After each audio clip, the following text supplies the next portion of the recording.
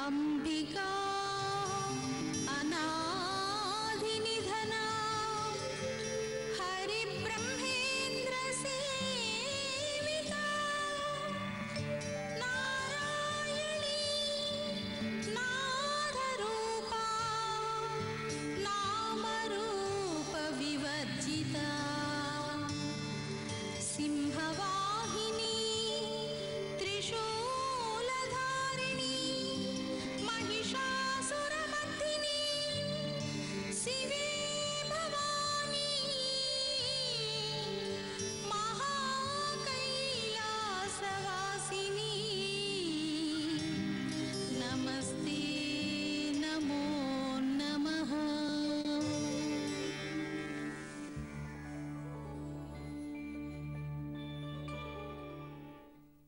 ॐ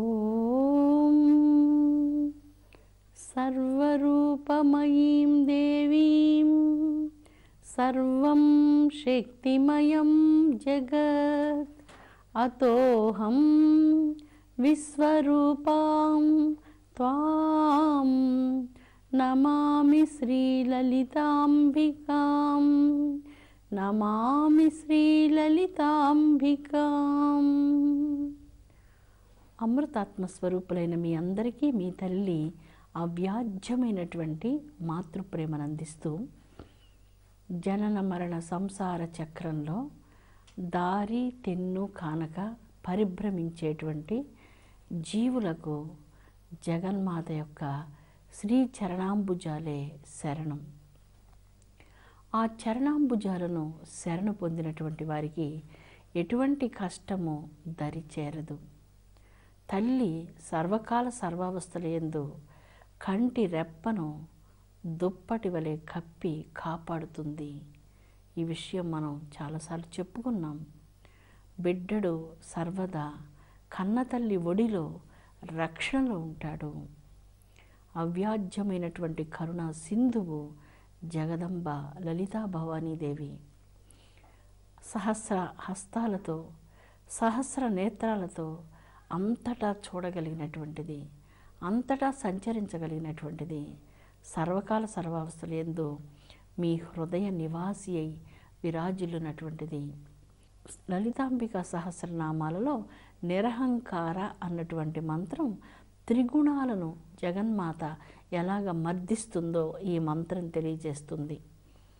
ఒకటి వైకారికము, తైజసము, తేజస్సు. మూడవది భూతాది తత్వాలు.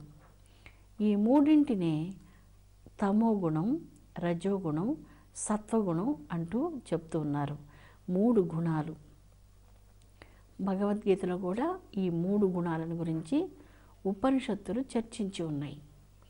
ఆ ఉపనిషత్తుల యొక్క సారమే ఇక్కడ నిరహంకార అన్నటువంటి మంత్రరాజంలో, ఈ చిన్న మంత్రరాజంలో నిక్షిప్తం చేసి ఉన్నారు. అహంకారం, నిరహంకారం. అహంకారం అనేటువంటిది త్రిగుణాలతో కూడి ఉంటుంది. తమో గుణంతో దేహం నేను అన్నటువంటి స్థూల భావనతో జీవించడం తమో గుణం. దేహానికి సంబంధించినటువంటి పరిమితిలోనే ఆ పరిధిలోనే జీవించడం. రెండవది సూక్ష్మ శరీరం, అంటే మానసికమైనటువంటి గుణాలకు లోని మానసికమైనటువంటి దురహంకారంతో కష్టపడడం. మూడవది సత్వ స్వభావం, సాత్వికమైనటువంటి అతి సూక్ష్మమైనటువంటి దైవత్వాన్ని గురించి ఆ శుద్ధ సాత్విక భావంతో జీవించడం. ఈ మూడు గుణాలు మానవ జీవితంలో ఆత్మజ్ఞానానికి అవరోధంగా ఉన్నాయి. ఈ అవరోధాన్ని ఎలాగ తొలగించుకోవాలి, ఏ విధంగా ఆత్మజ్ఞానం పొందాలి అన్నటువంటి దానికి బాగా చీకటి, గాఢాంధకారమైన చీకటి వ్యాపించి ఉంది. అది మంచు కురిసేటువంటి చలికాలం. చాలా గడగడలాడిస్తుంది మంచు, చలి. పైగా గాఢాంధకారమైన అమావాస్య చీకటి. ఈ చీకటిని పారద్రోలాలన్నా, ఈ చలి బాధ నుంచి రక్షణ పొందాలన్నా ఏం చేయాలి? ఒక అగ్ని మంట వేసుకోవాలి. ఎప్పుడైతే అక్కడ అగ్ని ప్రజ్వరిల్లుతుందో, మంట వేసుకుంటారో, అప్పుడు చలి బాధ, తర్వాత ఈ అంధకారము రెండు తగ్గిపోతాయి. వీటి నుంచి విముక్తి లభిస్తుంది. చాలా సులభమైనటువంటిది. చలి బాధతో బాధపడుతూ ఏమీ కనపడకుండా అంధకారంలో కూర్చోవడం కంటే విజ్ఞతతో, వివేకంతో అక్కడ ఒక చలిమంట వేసినప్పుడు ఆ అంధకారం నుంచి విమోచన వస్తుంది, చలి బాధ నుంచి విముక్తి లభిస్తుంది. చాలా సులభం. ఈ చలిని, ఈ యొక్క అంధకారాన్ని నశింపచేసే అగ్ని జగదంబ యొక్క పావనమైనటువంటి నామస్మరణం, ధ్యానం. ఈ త్రిగుణాలు అనేటువంటివి ఈ అంధకారంలాగా, చలిలాగా మనల్ని బాధ పెడుతూ ఉన్నాయి. జన్మ జన్మలుగా ఈ త్రిగుణాలతో కష్టపడుతున్నాం. ఈ అహంకారంతో మనం కష్టపడుతూ అనంతమైనటువంటి వెలుగును మనం సాక్షాత్కరించుకోలేకున్నాం. అందువలన అటువంటి దివ్యమైనటువంటి వెలుగును సాక్షాత్కరించుకునేందుకు ఏ త్రిగుణాలైతే అడ్డుగా ఉన్నాయో ఆ త్రిగుణాలను నశింపచేసేటువంటి జ్ఞానాగ్ని జగదంబ యొక్క దివ్యానుగ్రహం. ఈ సహస్రనామాల యొక్క పారాయణం చేత ఆ జ్ఞానాగ్ని మీలో ప్రజ్వరిల్లుతుంది. పవిత్రమైనటువంటి ఆ జ్ఞానాగ్ని ఈ అంధకారాన్ని పారద్రోలుతుంది. ఎలాగ పారద్రోలుతుంది? ఒక వ్యక్తి అనుకోని విధంగా సముద్రంలో పొరపాటుగా పడిపోయాడు. అతనికి ఈత వచ్చు. చాలా కష్టం మీద ఆ సముద్రంలో ఈదుతూ ఎంతో దూరం ప్రయాణం చేస్తూ ఉన్నటువంటి వ్యక్తికి అనుకోని విధంగా ఒక పెద్ద ఓడ కనిపించింది. అంతేకాదు ఆ ఓడ అతని దగ్గరగా వచ్చి అతనికి సహాయం అందించింది. మున్నీట మునిగిపోతున్నటువంటి వ్యక్తికి, నిస్సహాయ స్థితిలో ఉన్నటువంటి ఆ వ్యక్తికి ఎప్పుడైతే ఓడ కనిపిస్తుందో, ఆ ఓడ నుంచి సహాయం పొందాడో అతని ఆనందం మాటలతో వర్ణించడానికి సాధ్యం కానటువంటిది. సంసార సాగరంలో, కష్టాలలో, దయనీయమైనటువంటి పరిస్థితుల్లో నిండా మునిగిపోయి నిస్సహాయంగా ఉన్నటువంటి జీవులకు జగదంబ యొక్క కరుణ అలాగ ఓడవలే వచ్చి వారిని ఉద్ధరిస్తుంది. చాలా చక్కగా ఉంది. అందుకే ఈ పారాయణం చేత ఆ నిరహంకార భావన మనకు కలుగుతుంది. అమ్మ నిరహంకార. అమ్మకు అహంకారం ఎలా ఉంటుంది? మానవులైనటువంటి మనకు అహంకారం ఉంటుంది. మనం అహంకారంతో కష్టపడుతున్నాం. మన అహంకారాన్ని నిరహంకారంగా మార్చగలిగేటువంటి శక్తి అమ్మ చేతిలోనే ఉంది. అది తన ప్రేమ చేతనే మన అహంకారాన్ని నిరహంకారంగా మార్చగలదు. నిర్మోహ 3 బీజాక్షరాలు కలిగినటువంటిది ఈ మంత్రరాజము. నిర్మోహ, మోహం లేనటువంటిది అని ఇక్కడ అర్థం. స్వరూప విస్మృతి అంటుంది వేదం. స్వరూప విస్మృతి అంటే మన స్వరూపం ఆత్మ, దీనిని విస్మరించాం. స్వరూప విస్మృతి, మన స్వరూపాన్ని విస్మరించాము. దేహమే నేను అన్నటువంటి తాదాత్మ్య భావాన్ని పొంది ఆ దేహ స్మృతిలో మనం కొట్టుకొని పోతున్నాం. దీన్నే మోహత్వము అంటున్నారు. ఇందాక చెప్పుకున్నటువంటి దృష్టాంతం, సాగరంలో పడినటువంటి వ్యక్తికి ఓడ వచ్చి సహాయం చేయడం ఎలాగో, ఈ నిర్మోహత్వం అంటే ఈ మోహం అనేటువంటి ఈ భయంకర సాగరంలో నుంచి నిర్మోహత్వం కలిగినటువంటి జనని చేయూతనందిస్తుంది. అమ్మ కోటి చేతుల తల్లి కదా. ఎక్కడ ఏ బిడ్డడు ఏ సమయంలో ఎలాగ దుఃఖించినప్పుడు ఆ బిడ్డకు అక్కడికి వెళ్ళి ఆ చేతులు సహాయం చేస్తూ ఉన్నాయి. అమ్మ యొక్క సహాయాన్ని ఎప్పుడు జీవితంలో మీరు అందుకోలేదా? అందుకున్నాం. ఎన్నో సందర్భాలు అందుకున్నాం. ఎన్నో కష్టాలలో ఎక్కడి నుంచో సహాయం అనుకోని విధంగా వచ్చి ఆ దైవ సహాయాన్ని మీరు అందుకొని ఉన్నారు. ఈ సహాయం అంతా ఎవరు మనకు చేస్తున్నారు? అమ్మ చేస్తుంది. చల్లని తల్లి చేస్తుంది. ఆ చల్లని తల్లి చేయకపోతే ఇక ఎవ్వరు ఈ లోకంలో మనల్ని గురించి ఆలోచించే వాళ్ళే లేరు. అందువలన నిరంతరం నీ గురించి ఆలోచించేవారు ఒక్కరే ఒక్కరున్నారు. వారెవరు? అమ్మ, కన్న తల్లి, జగన్మాత. కన్న తల్లి అయినటువంటి నీ జన్మకోట్ల తల్లి, ఆత్మనిచ్చిన తల్లి నిరంతరం నీ గురించి ఆలోచిస్తూ, నీ క్షేమాన్ని గురించి ఆలోచిస్తూ ఈ మోహం అనేటువంటి సముద్రంలో పడిపోకుండా నిర్మోహత్వాన్ని పొందాలి అంటూ అనుగ్రహిస్తుంది. ఈ పఠనం చేత మానవులకు నిర్మోహత్వం కలుగుతుంది. మోహనాశిని, మోహాన్ని నశింపచేసేటువంటి తల్లి. మనకున్న మోహాలను నశింపచేసే శక్తి మానవులకు లేదనని ఇదివరకే మనం చెప్పుకున్నాం. తల్లి ఒక్కదానికే ఆ శక్తి ఉంది. అందుకే మోహనాశిని అయినటువంటి తల్లి మన హృదయంలో ఉన్నటువంటి అంధకారాన్ని నశింపచేయును కాక. నిన్న రాత్రి గాఢాంధకారమైనటువంటి అమావాస్యలో మనకు ఏ వస్తువులు కంటికి గోచరం కావు. కానీ సూర్యోదయపు సూర్యకాంతిలో ప్రతి వస్తువును ఏ విధంగా స్పష్టంగా మనం చూడగలమో అదే విధంగా జగన్మాత ప్రసాదించేటువంటి జ్ఞాన చక్షువుతో మన లోపల ఉన్నటువంటి దివ్య చైతన్యాన్ని సాక్షాత్కరించుకోవడం చాలా సులభమవుతుంది. మనలో ఉన్నటువంటి లోటుపాట్లు, మనలో ఉన్న అహంకారము, మనలో ఉన్న మోహాదులు, రాగాదులు ఇవన్నీ స్పష్టంగా మనకు సూర్యకాంతిలో వస్తువులు గోచరించినట్లుగా గోచరిస్తాయి. అందుకే పట్టపగలు సూర్యకాంతి వంటిది జగజ్జనని యొక్క దివ్య అనుగ్రహం. మన హృదయం లోపల ఏ ఏ అవగుణాలు ఉన్నాయో ఆ అవగుణాలన్నిటినీ కూడా ఈ జ్ఞాన కాంతిలో మనం దర్శించగలం. వాటిని తొలగించుకునేందుకు అమ్మ యొక్క కృపను అర్థించగలం. లేకపోతే దుర్యోధనుడి వలె, రావణాసురుని వలె అహంకారంతో మిట్టిపడుతూ ఎన్ని కోట్ల జన్మలెత్తినా ఇలాంటి గుణాలతోనే కష్టపడుతూ పునరపి జననం పునరపి మరణం అంటూ ఈ జనన మరణ సుడిగుండంలో మనం అలాగే తిరుగుతూ ఉండవలసి వస్తుంది. అందుకే ఈ భవచక్రంలో ఉన్నటువంటి జీవరాశులను రక్షించేందుకు శ్రీచక్ర నివాసిని అయినటువంటి తల్లి, అవ్యాజ్యమైనటువంటి దయామయురాలైనటువంటి తల్లి తన సంతానం అలాగా కష్టపడడం తల్లి ఇష్టపడదు. అందుకే తల్లి అవ్యాజ్యమైనటువంటి దయతో జీవులను సంరక్షిస్తుంది.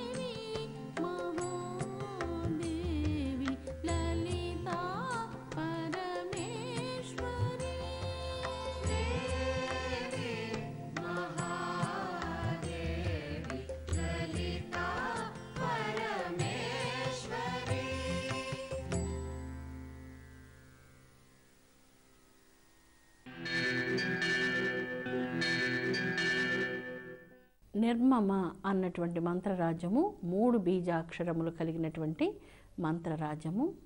అఖండాకార వృత్తి యందు జీవులను ప్రవేశింపచేయనటువంటిది. నేను నాది అన్నటువంటి మమకారపు బంధనాల నుంచి విమోచనం ప్రసాదించినటువంటిది జగజ్జనని. దేహేంద్రియాదుల మీద ఉన్నటువంటి మమతను, భ్రాంతులను, మాయను తొలగించేటువంటి తల్లిగా ఈ మంత్రరాజం తెలియజేస్తుంది. అందువల్ల ప్రతినిత్యము ఈ మంత్రాలను జపించడం చేత జగదంబ యొక్క దయగలిగి ఈ మంత్ర పఠనం చేత, స్తోత్ర పారాయణం చేత దేహేంద్రియ భావన, మమత ఇవన్నీ నశించి అఖండాకార ప్రవృత్తి యందు జీవులు ప్రవేశిస్తూ ఉన్నారు. అటువంటి దానికి మాయను తొలగించేటువంటిది జగజ్జనని. అందుకే నిర్మమ అన్నటువంటి మంత్రరాజంతో కొనియాడబడుతూ ఉన్నది లలితా భవానీ దేవి. మమతాహంత్రి, మమతాహంత్రి 5 బీజాక్షరములు కలిగినటువంటి మంత్రరాజము. స్వస్వరూప జ్ఞానాన్ని ప్రసాదించి సమస్త భ్రాంతులను, మాయను, మమతను నశింపచేయునది. అందుకే హంత్రి అనగా నశింపచేయునది. క్షణభంగురమైనటువంటి మమకారాల నుంచి విముఖత్వాన్ని ప్రసాదించి జగన్మాత సాధకులకు స్వస్వరూపానుభవాన్ని అనుగ్రహిస్తూ ఉన్నది. అందుకే ఈ మంత్రాలన్నీ కూడా అద్వైత అర్థాలను సూచిస్తూ ఉన్నాయి. మమత, క్రోధం ఇలా గుణాలన్నిటి వలన దైవత్వానికి దూరమైపోతూ ఈ గుణాలతో కష్టపడుతూ ఉన్నాం. ఈ గుణాలు ఎప్పుడైతే జీవిలో నశిస్తాయో కేవలం ధర్మం మాత్రం జాజ్వల్యమానంగా ప్రకాశం అందుతూ ఉంటుంది. మమతాహంత్రి అన్నటువంటి మంత్రంలో మమతను నశింపచేసి జ్ఞానాన్ని అనుగ్రహించేటువంటి తల్లి. నిష్పాప అన్నటువంటి మంత్రంలో లలితాంబికాదేవి ఏ పాపము లేనటువంటిది. నిష్పాప 3 బీజాక్షరములు కలిగినటువంటి మంత్రరాజము. తన భక్తుల యొక్క అజ్ఞానాంధకారాన్ని, భ్రాంతులను, మమతలను, మోహాలను, సమస్త అజ్ఞానాకార వృత్తులను నశింపచేసి పాపరహితులుగా వనర్చున్నటువంటిది లలితా భవానీ దేవి. తనను ఎవరైతే ప్రతినిత్యము ధ్యానిస్తూ ఉంటారో వారి యొక్క సమస్త పాపాలను అణిచివేసి వారిని నిష్పాపులుగా వనర్చున్నటువంటిది లలితా భవానీ దేవి. పాపనాశిని 5 బీజాక్షరములు కలిగినటువంటి మంత్రరాజము. దీనిని పంచాక్షరి అని చెప్పుకోవచ్చు. లలితా సహస్రనామాలలో ప్రతి నామము ఒక్కొక్క మంత్రరాజం. ఇక్కడ పాపనాశిని అన్నటువంటి ఈ 5 బీజాక్షరాలు కలిగినటువంటి ఈ మంత్రరాజము అద్భుతమైనటువంటి అర్థాలను తెలియజేస్తుంది. శృతి ఇలాగా చెప్తుంది. భగభగ మండేటువంటి భయంకరమైనటువంటి పెద్ద అగ్నిగుండంలో, చాలా పెద్ద అగ్నిగుండంలో కొన్ని దర్భ చిన్న ముక్కలు వేయగానే క్షణకాలంలో ఆ దర్భ ముక్కలన్నీ కూడా అదృశ్యమై భస్మైపోతాయి. క్షణకాలంలో, రెప్పపాటు కాలంలో అలాగా భస్మైపోతాయి. జగజ్జనని అలాంటి అగ్నిగుండం లాంటిది. ఆ జగన్మాతను స్మరించిన తక్షణమే పాతకాలన్నీ అలాగా పరిహారమైపోతున్నాయి అంటూ శృతి చెప్తూ ఉన్నది. పద్మపురాణంలో పుష్కరఖండంలో ఇలాగ వర్ణించబడుతుంది.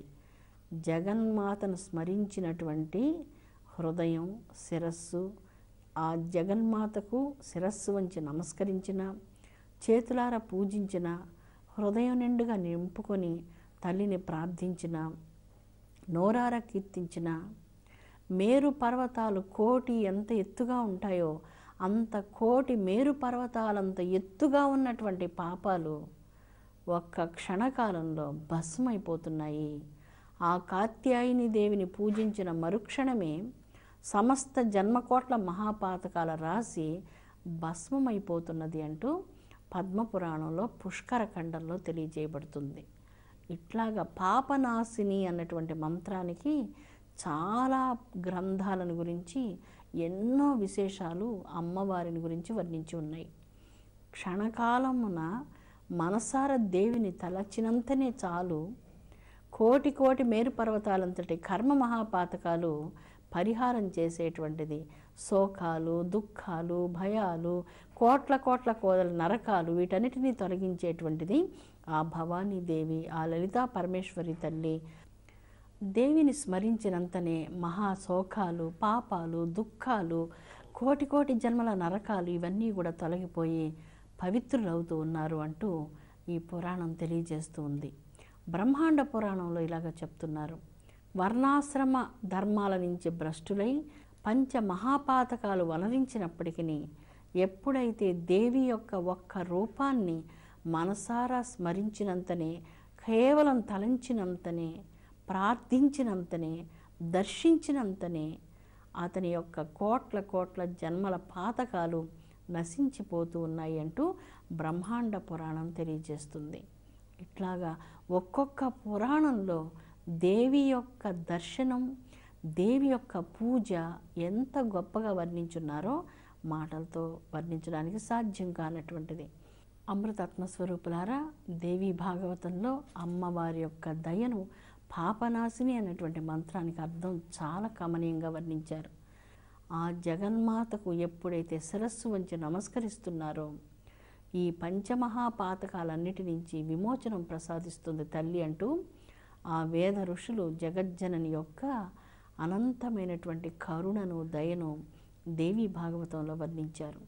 ఇట్లు అనేక పురాణాలలో జగదంబ యొక్క కరుణ, మిక్కుటమైనటువంటి ఆ వాత్సల్యం అనంతంగా వర్ణించబడి మహాపాపనాశిని, చేతులారా తల్లిని పూజించి శిరస్సు వంచి ఎవరైతే నమస్కరిస్తున్నారో అమ్మ వారి జన్మజన్మల మహాపాతకాలను నశింపచేస్తుంది అంటూ పాపనాశిని అన్నటువంటి మంత్రరాజం తెలియజేస్తుంది. పవిత్రాత్మస్వరూపులారా, ఈ లోకంలో జగన్మాత అందరినీ కరుణించునుగాక, విశ్వశాంతి వర్ధిల్లునుగాక. ఓం శాంతి శాంతి శాంతి.